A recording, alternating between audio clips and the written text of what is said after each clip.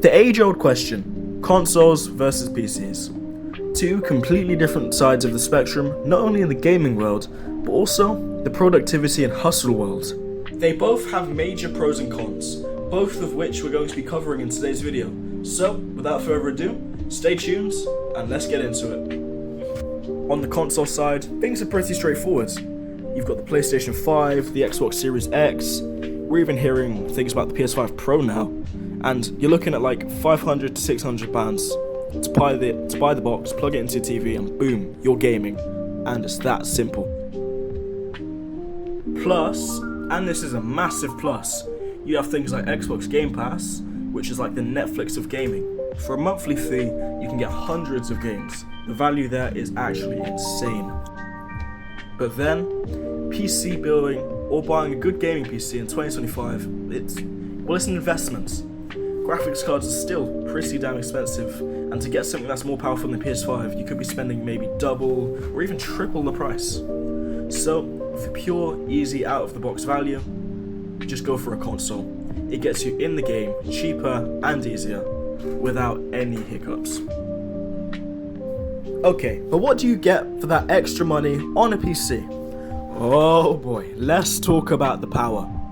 You see, consoles in 2025 are beasts. You can't get me wrong on that. We're getting 4K, 60 frames a second, even 120 at some points. Games can look incredible on a big TV.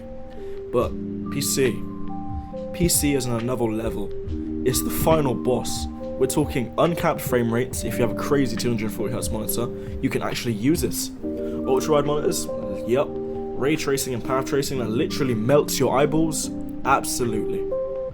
And the biggest cheat code for PC is mods. You can turn your game into something completely different and make it look photorealistic.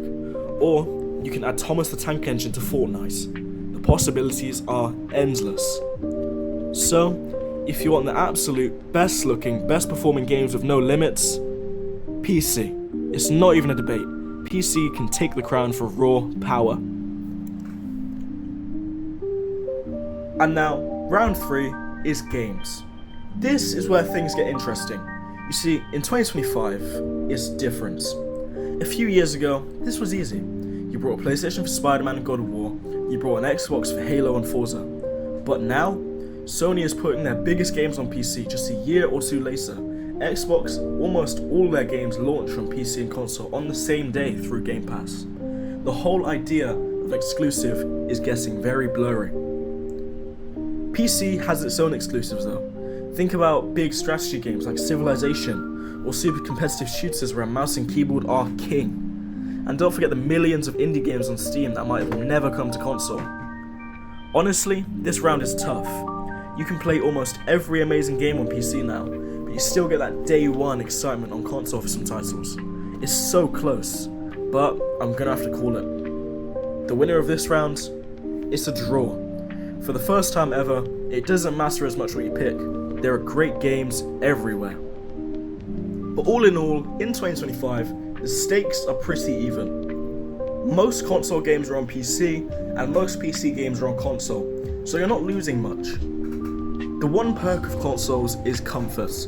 With a console, you can just sit down, turn on your Xbox or PlayStation, turn on your controller, and you're gaming. With a PC, you've got to turn on your PC, log in, load up all your software, and only then can you start gaming.